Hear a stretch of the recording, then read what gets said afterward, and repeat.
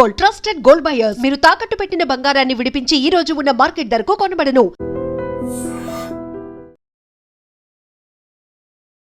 నమస్తే, నేను Kavitha. Welcome to I dream news and నిజాలు. మరి కొద్ది గంటల్లో, అంటే భారతదేశ కాలమాన ప్రకారం బుధవారం ఉదయం 5:30 కల్లా ఇరాన్లో అక్కడున్నటువంటి పవర్ ప్లాంట్లతో పాటుగా బ్రిడ్జ్ల మీద అటాక్ చేస్తాము అనేటువంటి మాట. ఆ డెడ్ లైన్ కొన్ని గంటల్లో ముగియబోతోంది. ఏం జరగబోతుంది? ట్రంప్ మళ్ళీ మాట మారుస్తారా? సరికొత్త స్టేట్మెంట్లు ఏమైనా ఇస్తారా? లేకుంటే తాను ముందు చెప్పినట్టుగానే ఇరాన్ని రాతి యుగంలోకి తీసుకెళ్లబోతున్నారా? ఎందుకని ఈ డెడ్ లైన్ గురించి ప్రపంచమంతా ఇప్పుడు చర్చించుకుంటోంది. మనతో పాటుగా ఉన్నారు సీనియర్ జర్నలిస్ట్ సురేష్ కొచ్చతిల్ గారు. సార్ నమస్తే. సార్, ఇప్పటిదాకా బోల్డ్ అన్ని స్టేట్మెంట్లు చూసాం, చాలా వరకు డెడ్ లైన్లు అనేవి చూసాం. బట్ ఈ స్టేట్మెంట్ గురించి, అందులోనూ పాత రాతి యుగానికి తీసుకెళ్తాననే దాంతో పాటుగా నరకం చూడబోతున్నారు మీరు అనేటువంటి మాట, అండ్ తను వాడినటువంటి అబ్యూజివ్ లాంగ్వేజ్, వీటన్నిటితో ఇప్పుడు ఏదో జరగబోతుంది కొన్ని గంటల్లో అనే మాట. ఎందుకంతా? ఐ థింక్ ఒక అమెరికన్ ప్రెసిడెంట్ ఇప్పుడు దాకా ఏ అమెరికన్ ప్రెసిడెంట్ ఈ లాంగ్వేజ్ యూజ్ చేయలేదు. మీరు యుద్ధానికి ఎందుకు వెళ్ళారు? అది ఫస్ట్ ప్రశ్న. మీరు ప్రజల కావాల్సిన ఎలక్ట్రిసిటీ ప్లాంట్ కానీ, అక్కడున్న డీసాలినేషన్ ప్లాంట్ కానీ, అక్కడున్న బ్రిడ్జ్ కొట్టడానికి వెళ్ళలేదా? మీరు వెళ్ళింది ఎందుకు? యురేనియం కోసం వెళ్ళారు. వాళ్ళ ఆయుధాలు అని చెప్పారు, మిసైల్ ప్రోగ్రామ్ వెంట వెళ్ళారు. అది కాకుండా లీడర్షిప్ చేంజ్ వెళ్ళారు, అంటే రెజ్యూమ్ చేంజ్ కోసం వెళ్ళారు. కానీ ఇప్పుడు ఏం చేస్తున్నారు? మీరు అక్కడున్న బ్రిడ్జ్లు కానీ, అక్కడున్న పవర్ ప్లాంట్ కొడితే అది వార్ క్రైమ్ అవుతుంది. అంటే ఇంటర్నేషనల్ లాలో ప్రజలు, కామన్ పీపుల్ వాడే ఏదైనా ఫెసిలిటీ ఉంటే దాన్ని కొట్టకూడదు. అది నీళ్ళ ఫెసిలిటీ ఉండొచ్చు, పవర్ సప్లై ఉండొచ్చు, బ్రిడ్జెస్ ఉండొచ్చు, రోడ్లు ఉండొచ్చు, ఏదైనా ఉండొచ్చు. స్కూల్స్ అండ్ హాస్పిటల్స్ ఎలాగూ ఉంటాయి. ఇప్పుడు రష్యా యుక్రెయిన్ యుద్ధం మొదలైనప్పుడు ప్రెసిడెంట్ పుటిన్ వ్యతిరేకంగా ఏం ఆరోపణలు వచ్చినాయి? ఆయన పవర్ ప్లాంట్లు కొట్టారు, వాళ్ళ బిల్డింగ్స్ కొట్టారు, వాళ్ళ బ్రిడ్జెస్ కొట్టారు.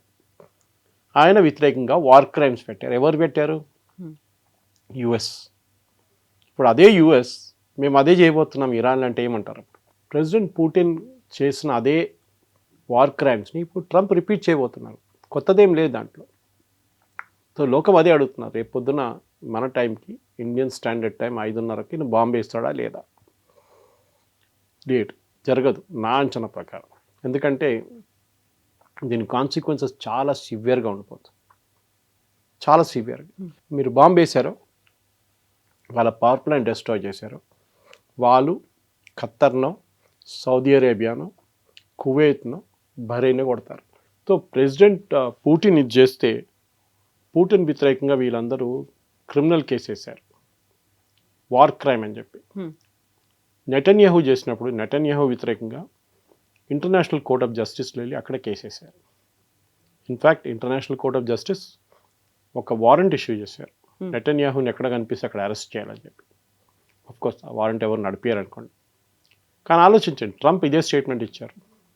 ఆయనకి నిన్న వైట్ హౌస్ బయట లాన్స్లో ఈస్టర్ ఫంక్షన్లో ఆయనకు ఒక సెన్స్ ఆఫ్ సాటిస్ఫాక్షన్ వస్తుంది. నేను బాంబ్ చేయబోతున్నాను, ఇంతమంది చనిపోతారు. సో రిపోర్టర్లు అడిగారు, మీరు చేస్తున్న దానికి అక్కడున్న ప్రజలు కష్టపడతారు, వాళ్ళకి నీళ్ళు ఉండదు, వాళ్ళకి పవర్ ఉండదు, హాస్పిటల్స్లో పేషెంట్స్ చనిపోతారు, పిల్లలు చనిపోతారు ఇంక్యుబేటర్స్లో. అంటే ఐఎమ్ నాట్ బాదర్డ్.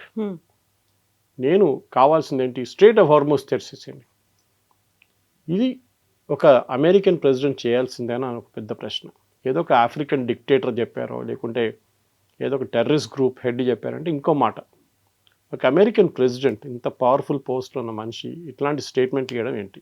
అందులో దాన్ని పర్సనల్గా తీసుకున్నారా? పర్సనల్ కూడా, ఎందుకంటే ఆయనకు ఒక ఈగో ప్రాబ్లం లాగా అయిపోయింది. వీళ్ళెవరు నన్ను ఇంత వ్యతిరేకించడానికి? ఇరాన్ వాళ్ళు, దే ఆర్ నోబడీ. మొన్న కూడా మీరు చూసుంటారు, ఈ అమెరికన్ పైలట్ని రెస్క్యూ చేసిన దాంట్లో నిన్నటి నుంచి అమెరికన్ ఛానల్స్లో కథ అంతా మారిపోయింది. ఈ పైలట్ ఎజెక్ట్ చేసిన ప్లేస్ జియో ట్యాగ్ చేశారు ఆ రోజు చాలా మటుకు ఛానల్స్ వాళ్ళు. ఆ జియో ట్యాగ్ చేసిన చోటు నుంచి 200 కిలోమీటర్ దూరంలోనే ఈ ప్లేన్స్ వచ్చి దిగింది ఈయన రెస్క్యూ చేయడానికి. 200 కిలోమీటర్ దూరంలోనా? మరి 30-40 కిలోమీటర్ అంటే అర్థం చేసుకోవచ్చు. So that was actually another story. మనం ఇంకోసారి డిస్కస్ చేసుకోవచ్చు. ఏంటది? యురేనియం గురించి, యురేనియంని వాడుకుంటున్నారు, యురేనియం క్యాప్చర్ చేయడానికి అమెరికా వచ్చారని చెప్పి అమెరికన్ ఫోర్సెస్ వచ్చారంట. ఆ మిషన్ మొత్తం మీకు తెలిసింది 3 ఎయిర్క్రాఫ్ట్లు పోయినాయి కంప్లీట్గా. సో ప్రెసిడెంట్ ట్రంప్ ఇప్పుడు ఇచ్చిన థ్రెట్కి దాంతోపాటు ఒక ప్యారలల్ ప్లాన్ ఒకటి నడుస్తుంది. 45 రోజుల సీజ్ ఫైర్ ప్లాన్. దాంట్లో ఏముంటుందో తెలియదు. మనం నిన్న మాట్లాడుకున్నప్పుడు గుర్తుందో మీకు చెప్పాను, Oman and Iran are talking అని చెప్పేసి. పాకిస్తాన్ పక్కన పెట్టింది. ఒమాన్ ఏమంటున్నారంటే 45 రోజులకి ఈ స్ట్రేట్ ఆఫ్ హార్మూస్ని ఓపెన్ చేద్దాం, కానీ ఇరాన్ మీద ఉన్న శాంక్షన్స్ మొత్తం తీసేసేయాలి. అంటే ఇరాన్కి ఇంకా రెవెన్యూ వస్తుంది, వాళ్ళు ఆయిల్ అమ్ముకుంటారు, దాంతో వాళ్ళు కొన్ని రోజులు క్వైట్గా కూర్చుంటారు, దాని తర్వాత అందరూ మర్చిపోతారు. ట్రంప్కి ఒక ఎగ్జిట్ ప్లాన్ ఇస్తున్నారు. ఎవరు? ఒమాన్. ఎందుకంటే 45 రోజుల తర్వాత ఎవరు అడగరు ట్రంప్ ఎక్కడ, యురేనియం ఎక్కడ, బ్రిడ్జ్లు ఎక్కడ, పవర్ ప్లాంట్ ఎక్కడ అని అడగరు. So you better quietly go away. మీరు కూడా మాకు విక్టరీ అయిపోయింది, గెలిచేసామని చెప్పేసి వెళ్ళిపోండి. స్ట్రేట్ ఆఫ్ హార్మూస్ని 45 రోజులు మేము ఓపెన్ పెడతాం, ఓకే? బట్ 45 రోజుల తర్వాత ఏం జరుగుతుందో తెలియదు. యాజ్ ఆఫ్ నో ఇది పొజిషన్. ఎందుకంటే కవిత గారు మీకు గుర్తుంటుంది, ఇజ్రాయెల్ ఉన్నారు దీంట్లో, ఇంకో అన్నోన్ కాంపోనెంట్ ఇస్ ఇజ్రాయెల్. ఇజ్రాయెల్ది ఒక యాటిట్యూడ్ ఉంది. జూలైలో జరిగిన యుద్ధంలో 12 Day వార్లో ఆల్మోస్ట్ ఒప్పందం పెట్టడానికి వచ్చేసారు ఇరాన్, రెడీ అయిపోయారు. యురేనియం స్టాక్ పైల్ గురించి, మిసైల్ ప్రొడక్షన్ గురించి, డ్రోన్ ఫిజ్ అన్నీ తీసుకొచ్చారు. ఈవెన్ డెమోక్రసీ తీసుకురావడానికి కూడా వాళ్ళు అగ్రీ అయ్యారు. కానీ ఆ టైంలోనే ఇజ్రాయెల్ వచ్చి బాంబు వేశారు. ఈసారి కూడా అదే జరిగింది. ఆల్మోస్ట్ జెనీవాలో ఒమాన్ ఫారెన్ మినిస్టర్ అంటున్నారు, we were ready to sign, and మీరు అది చూస్తే, డాక్యుమెంట్ చూస్తే, you will be surprise that Iran ఎంత మట్టుకు అగ్రీ అయ్యారు అని. కానీ కరెక్ట్ అదే టైంలో మళ్ళీ ఇజ్రాయెల్ వచ్చి బాంబు వేశారు. ఇప్పుడు అంటున్నారు, మనం మూడోసారి కూర్చొని మాట్లాడిన తర్వాత, ఇదంతా చేసిన తర్వాత మళ్ళీ వచ్చి బాంబు వేస్తారా అని అడుగుతున్నారు. ఇరాన్ కావాల్సింది అది. ఇరాన్ ఏం అడుగుతున్నారంటే, మాకు you give us a blanket assurance that మా మీద దాడి చేయరు. అది ఎవరు ఇవ్వరు. యుఎస్ ఇవ్వరు, ఇజ్రాయెల్ కూడా ఇవ్వరు. సో ఇప్పుడు ఇరాన్ గవర్నమెంట్ ఏమంటున్నారు, మాది ఎట్లయినా మేము మునిగిపోతున్నాం కంప్లీట్గా, but we will destroy every other facility. And as we speak, మనం మాట్లాడే కన్నా 1 గంట ముందు సౌదీ అరేబియా అరామ్కో ఫెసిలిటీ మీద పెద్ద ఒక దాడి జరిగింది ఇరాన్ది. ఇంతకుముందు కూడా చేశారు, ఇంత ముందుకు చేశారు. That is a smaller attack, this a far bigger attack అంట. అప్పుడు ఆలోచించండి, Saudi Arabia the Aramco is one of the biggest facilities. Oil rate $10 పెరిగిపోతుంది ఈజీగా. ఏం అచీవ్ చేయబోతున్నారు? Nobody has any idea. I mean, నేను చాలా మటుకు అమెరికన్ ఛానల్స్ చూస్తూనే ఉంటాను. ఒక్క channel except maybe Fox News, ఎందుకంటే అది ఆయన ఛానలే ఫాక్స్ న్యూస్, అందరు ఇదే అంటున్నారు. ఒక అమెరికన్ ప్రెసిడెంట్ మేము ఇవాళ దాకా చూడలేదు. ఈవెన్ రిటైర్డ్ జనరల్స్ అంటున్నారు, 4 స్టార్ జనరల్స్, మేము ఎన్నో ప్రెసిడెంట్ కింద సర్వ్ చేశారు మేము, వాళ్ళు మా దగ్గర ఒపీనియన్ అడుగుతారు, చెప్పండి ఇది చేస్తే నాకేమైనా ఆప్షన్స్ ఇవ్వండి అంటారు. వీళ్ళు 3-4 ఆప్షన్స్ ఇస్తారు. ఇప్పుడు చెప్తున్నారు, అక్కడ ఉన్న ఇన్సైడర్స్ ఏమంటున్నారంటే వైట్ హౌస్లో, ప్రెసిడెంట్ ట్రంప్ని మాట్లాడడానికి భయపడుతున్నారు వీళ్ళు. ఏమనంటే నేను తీసేస్తాను ఉద్యోగం నుంచి అంటున్నారు. ఆలోచించండి, ఇది మన కార్పొరేట్ కంపెనీస్లో వింటాం మనం. ప్యామ్ బాండీని మనకు తీసేశారు, మోస్ట్ ప్రాబ్లీ తులసి గబాడ్ని తీసేస్తారు, cash Patel also will go. ఆయన వ్యతిరేకంగా ఎవరు ఏం చెప్పకూడదు, ఆయనే అందరికన్నా పెన్ను, ఆయన దేవుడు. నిన్న ఒక లీక్ అయిన వీడియో మీరు చూసుంటారు కవిత గారు, అది చాలా డిలీట్ చేసేసారు దాన్ని. వైట్ హౌస్లో మాట్లాడుతూ ప్రెసిడెంట్ ట్రంప్ నేనే జీసస్ క్రైస్ట్ అని చెప్పుకున్నాడు. జీసస్ క్రైస్ట్ లాగానే నేను. దానికన్నా ముందు they was a preacher who said the same thing about ఆయన గురించి. ఆయన దాన్ని రిపీట్ చేసి, ప్రెస్ లేకుండే యాక్చువల్లీ ఆ ఫంక్షన్లో, దట్ పర్టికులర్ ఈస్టర్ ఫంక్షన్లో ప్రెస్ వాళ్ళు లేకుండా, కానీ వైట్ హౌస్ వాళ్ళు ఎవరో రికార్డ్ చేసి దాన్ని అప్లోడ్ చేశారు. దాంట్లో ఆయన అంటున్నారు, నేనే జీసస్ క్రైస్ట్, తర్వాత నేనే వచ్చాను, నేనే ఉన్నాను, ఇప్పుడు మిమ్మల్ని అందరూ సేవియర్.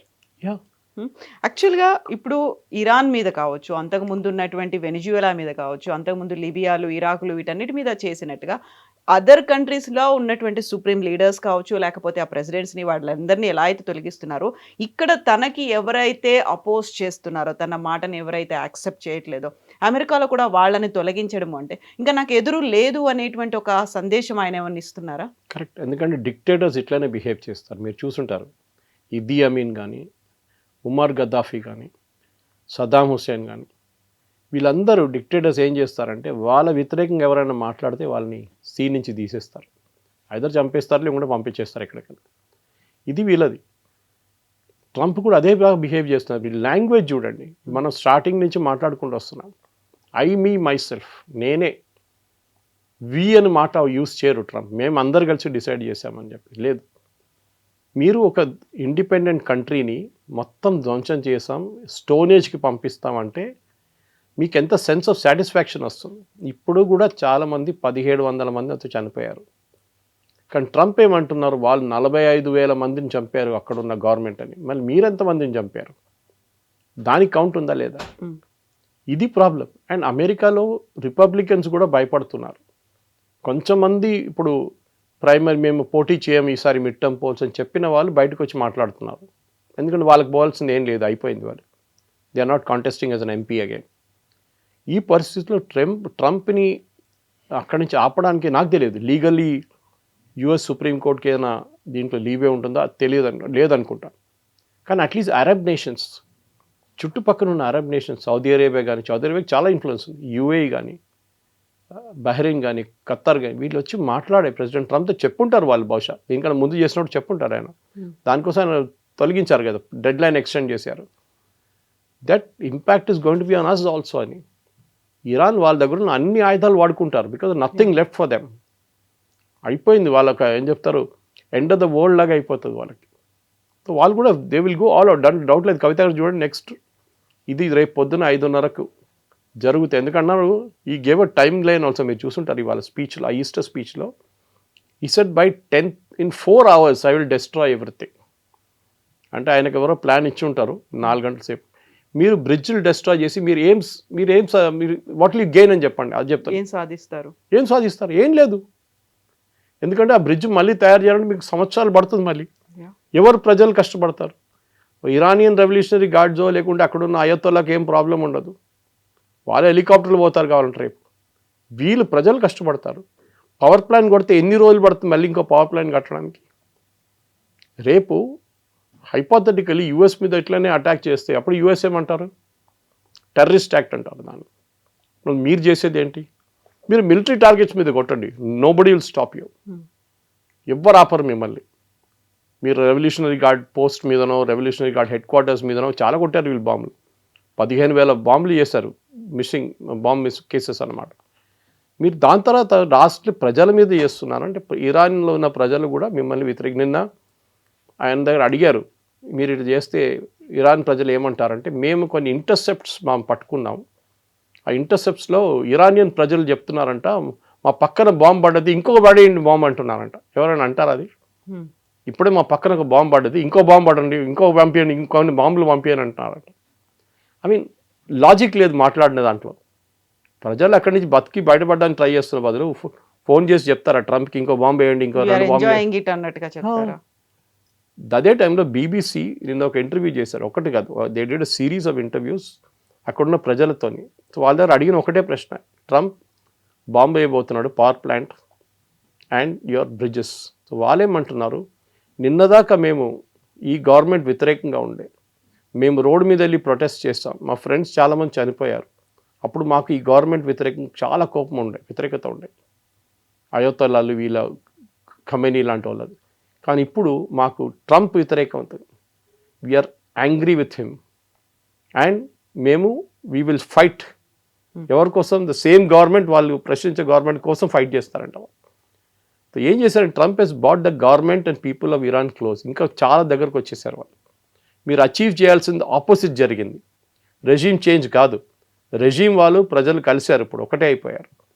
ఇది ఐ థింక్ ఎవరైనా, నాకు కూడా తెలియదు ఎవరు మాట్లాడచ్చు ఆయనతోనని, ఎవరు మాట వినరు ఆయన. ఇట్లాంటి పరిస్థితుల్లోనే అట్లీస్ట్ అమెరికన్ ప్రజలు వాళ్ళ దగ్గర ఒక 25th అమెండ్మెంట్ ఒక ఆప్షన్ ఉంది, దాని కింద vice president of US can take over because president is not in a capacity అని చెప్పేసి. కానీ అది కూడా ఆయన అంగీకరించరు. ఆయన దగ్గర ఏదో సీరియస్ మెంటల్ ఇష్యూ ఉంది ఆయనకి, దాంతోనే ఈ ప్రాబ్లం అంతా వస్తుంది కవిత గారు. సో ఇంగ్లీష్లో ఒక మాట ఉంటుంది sir, known devil is better than unknown God అనేది.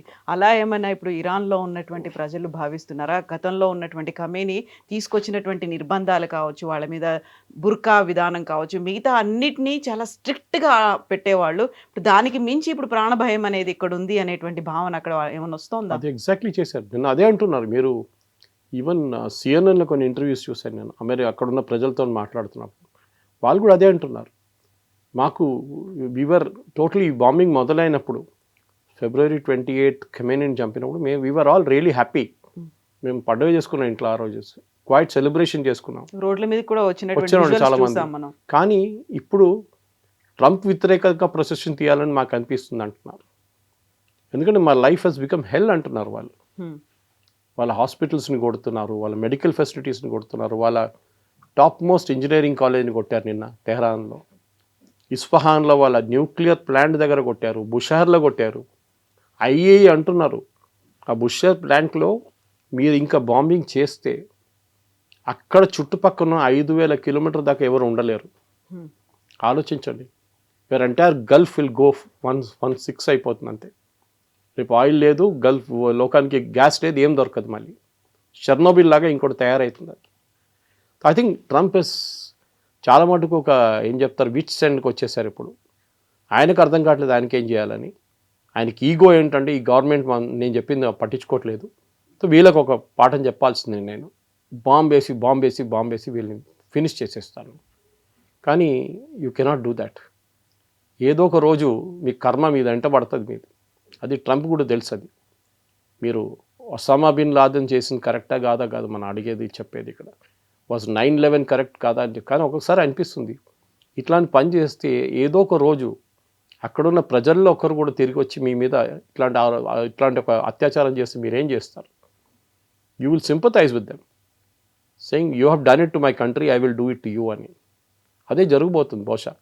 యూ హ్యావ్ క్రియేటెడ్ ఒక న్యూ సెట్ ఆఫ్ ఎనిమీస్ అనమాట. మీ దగ్గర ఇప్పుడు దాకా కొంతమంది అల్ఖైదా కానీ ఐసిస్ లాంటి వాళ్ళు తయారయ్యారు. ఇంకా రేపు కొత్త ఐసిస్ కొత్త అల్ఖైదా తయారవుతారు. ఇట్లాంటి హిట్లర్ ఏం చేశాడు? ఇదే చేశాడు కదా. Hitler went mass genocide. ఒక particular group of people which are Jews, వాళ్ళని తీసుకొని గ్యాస్ చేంబర్లో పంపి లక్షల మందిని చంపారు ఆయన. ఆ హిట్లర్ని ఇప్పుడు కూడా మనం హిట్లర్ అంటాం. ఇప్పుడు ట్రంప్ కూడా ఒక హిట్లర్ లాగా తయారవుతున్నాడు. దట్ ఈస్ క్రియేటింగ్ ఒక వార్ క్రైమ్ చేసి అక్కడున్న ప్రజల్ని చంపుతున్నారు. ఎందుకంటే వేలాది మంది చనిపోతారు, దీంట్లో డౌట్ లేదు. So he should be contained. ఆయన్ని అమెరికన్ కాంగ్రెస్ కానీ రిపబ్లికన్ పార్టీ కానీ ఒక అగ్రిమెంట్కి వచ్చి ఈయనని he should be removed as the president of United states. అది ఒకటే సొల్యూషన్, ఇంకేం లేదు. ఇప్పుడు ఇంత అవుతున్నప్పుడు నెతన్యాహు అయితే ఏం మాట్లాడట్లేదు. ఐదర్ ఇరాన్ మాట్లాడుతుంది, ఆర్ఎల్స్ డొనాల్డ్ ట్రంప్ మాట్లాడుతున్నారు.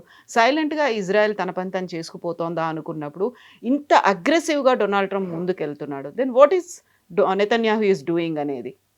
See, this war is Netanyahu's war actually. మీరు గుర్తుండదు, ఫస్ట్ డే February 28 రోజు ఇట్ వాజ్ ఇజ్రాయలీ బాంబింగ్.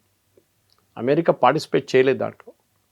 వాళ్ళు బాంబు వేస్తున్నాడు, మేము కూడా ఏం చేసుకోవాలి, పక్కన కూర్చొని చూడాలని చెప్పి వచ్చాడు ట్రంప్.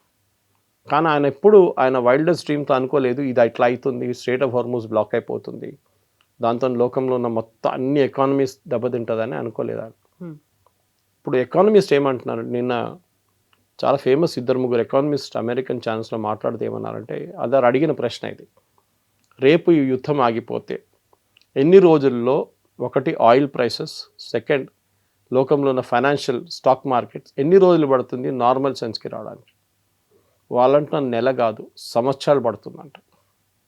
అమెరికన్ స్టాక్ మార్కెట్స్ కానీ, యూరోపియన్ స్టాక్ మార్కెట్ కానీ, ఏషియన్ స్టాక్ మార్కెట్స్, అది కాకుండా ఆయిల్ ప్రైసెస్. మీరు ఆయిల్ తవ్వి బయటికి తీయొచ్చు, కానీ మీరు రిఫైనరీ పనిచేయట్లేదు. నిన్న మనం మాట్లాడుతూ మన ఇంటరాక్షన్ అయిన తర్వాత గంట తర్వాత ఇజ్రాయెల్ వెళ్ళి సౌత్ పార్స్ మీద కొట్టారు, ఇరాన్ గ్యాస్ ఫీల్డ్స్ మీద. ఇరాన్ ఊరుకుంటారా? ఇప్పుడు ఖత్తర్ని కొడతారు. ఆల్రెడీ గ్యాస్ ఫెసిలిటీ ఆగిపోయింది ఖత్తర్ది, ఇంకా కొడితే లేను, అది 10 సంవత్సరాలు పడుతుంది మళ్ళీ రిపేర్ చేయడానికి. So what are you trying to achieve? అప్పుడు ఇజ్రాయెల్ ఇప్పుడు ట్రంప్ మాట వినకుండా కూడా చేస్తుంది. ఎందుకంటే ఈ ఫస్ట్ టైం సౌత్ పాస్ కొట్టినప్పుడు కవిత గారు మీకు గుర్తుంటుంది, ప్రెసిడెంట్ ట్రంప్ ఒక వార్నింగ్ ఇచ్చాడు ఇజ్రాయెల్కి, నెవర్ డూ దాట్ అగైన్ అని చెప్పారు నెటన్యాహుకి. Hmm. ఎందుకంటే దాని ఇంపాక్ట్ చాలా ఉంటుంది, డిఫరెంట్ ఉంటుందని చెప్పారు. కానీ అదే జరిగింది నిన్న. అగైన్ ఈ హిట్ సౌత్ పాస్. అంటే ప్రెసిడెంట్ ట్రంప్ తెలియకుండా చేస్తున్నారా, తెలిసే చేస్తున్నారు? ఇది డెఫినెట్గా ఐ థింక్ ఇజ్రాయెల్, మీరు అడిగిన ప్రశ్నకి, ఇజ్రాయెల్కి వాళ్ళ అచీవ్ చేయాల్సిన ఆబ్జెక్టివ్ వాళ్ళు అచీవ్ చేస్తున్నారు సైలెంట్గా. నిన్న వాళ్ళు ఇరానియన్ రెవల్యూషనరీ గార్డ్స్ ఇంటెలిజెన్స్ చీఫ్ని కొట్టారు. అది యుఎస్ చేయరా పని, యుఎస్ బాంబింగ్ చేస్తారు అంతే.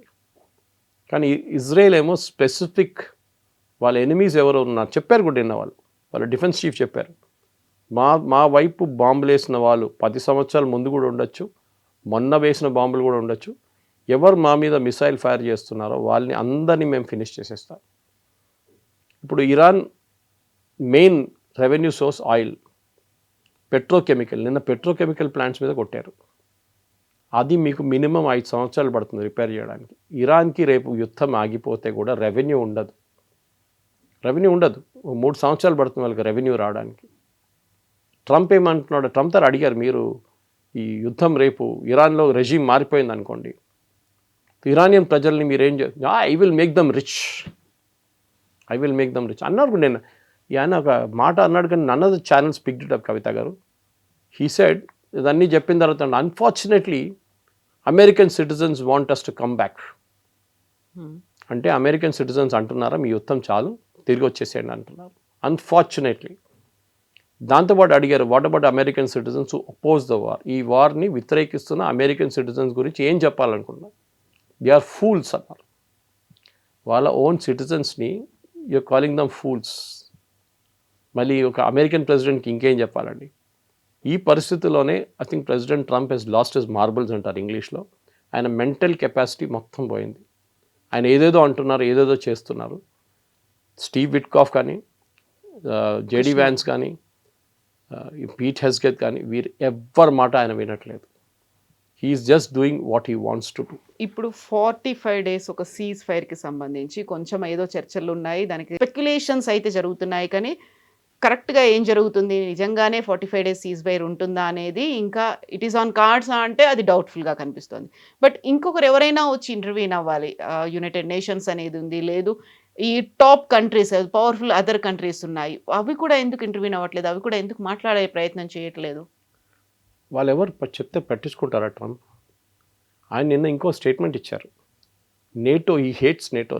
నేటో అంటే ఆయనకి బీపీ ఎక్కువైపోతుంది ఆయనకి. నిన్న అంటున్నారు, పుటిన్ నా దగ్గర చెప్పారు నేటో గురించి, నేటో అంటే ఏంటని నన్ను ఎక్స్ప్లెయిన్ చేసి ఇచ్చాడు. నాకు చాలా ఐ వాజ్ రియలీ హ్యాపీ ఆయన ఎక్స్ప్లెయిన్ చేసిన తర్వాత, నేటో ఇదేనా అని చెప్పేసి. పుటిన్ చెప్పిన మాటకి విలువ ఇస్తున్నాడు ఆయన.